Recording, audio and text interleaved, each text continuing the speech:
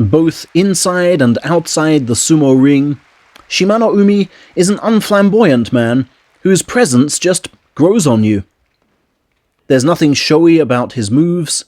He gets to where he is by relentless focus on what he can do and true grit. Remember, he was supposed to be savouring the joys of salaried life years before he actually did. His every success now due to having overcome a serious knee injury which kept him out for 12 months. In the 6 years since those darkest of moments, he's devoted all to finding an effective style which somehow keeps the knee safe. An act of meticulous study indeed. When we met him last year, he was winning 80% of his bouts, collecting successive Division 2 titles, and a special prize on his top division debut. But since then, he's toasted just 2 winning scores, confirming his fears that his brand of push sumo might not be enough in the upper ranks. He thus joined November 2020 with few expectations without 'em within, and at the very bottom of the Division 1 chart. As I said, he grows on you, with his pious commitment to the left press, to the armpit or pectoral, even when he can't see. And when he can't get it, he can jab with the right, dig his head directly into the folds of his opponent's chest, and take the belt if need be. Keeping his chin low so as not to get knocked upright was a core theme of his sumo this time, and a common object of praise, especially from his childhood coach, Akira Kawamura. It took Shima until day 6 to lose, frustratingly against a man he beat in September, Ichinojo. And even then, after he'd fashioned a golden chance to win, only failing due to a quick-witted grab and tip by the Mongolian's left hand. After that too, Shima got his head down well, pressed his right into the ribs, and waited for the left to get its second wind.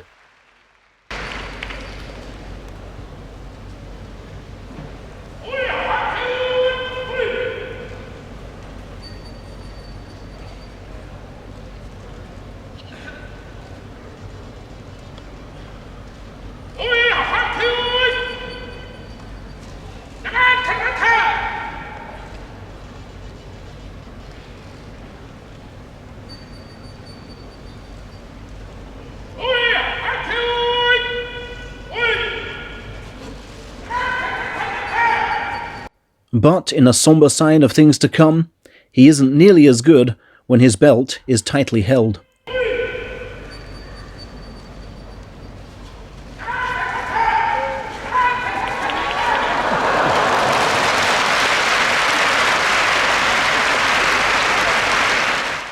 A huge right arm block of a huge kaisei on day 7 restarted the charge, which gained notable momentum on day 8 with this pulsating win over Chiyomaru, who he literally chased into submission.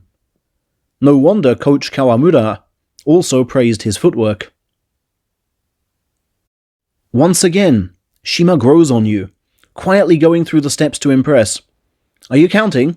He's already 7-1 in that charmed position of Maegashira 17.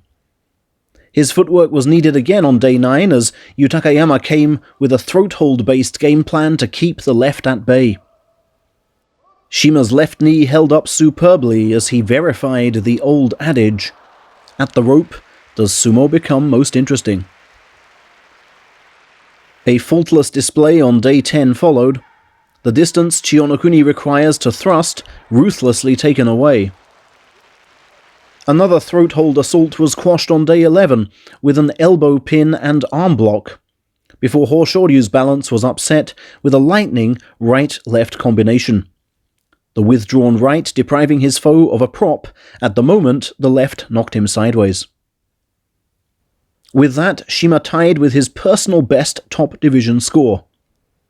But he had some defending to do against title rival Ryuden on day 12, his right knee taking the burden wherever possible.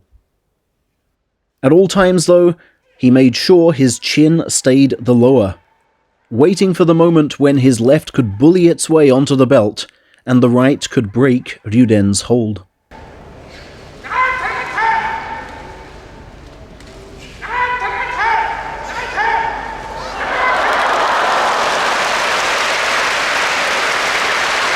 And suddenly Shima was the talk of the town, joint leader after 12 days, and paired with the highest-ranked man in the division on day 13.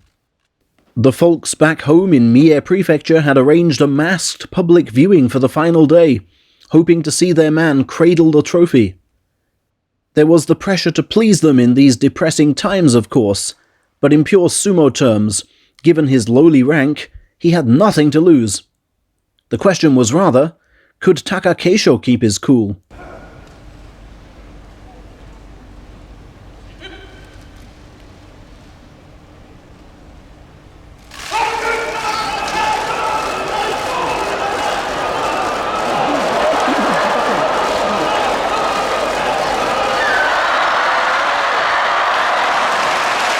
Yes, and how. The only time Shima was destroyed in the 15 days.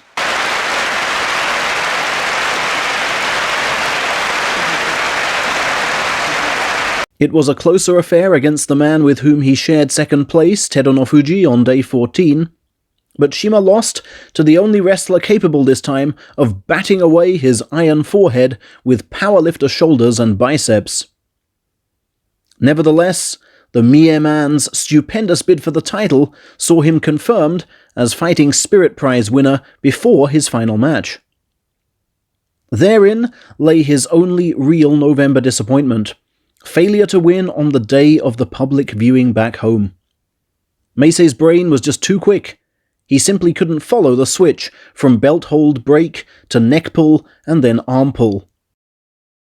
A sigh went up in Shima City, but was soon followed by deserved applause from the Mie locals, who longed to once again meet the man they so ardently root for. No need has Shima to grow on them, but if you're not from Mie, he grows on you. When I threw a few questions at him last year, under the party lights, I was struck by how normally he answered, looking beyond my foreign face to find somebody merely anxious to talk his sumo language. And that means more to me than any other sumo interaction I've had.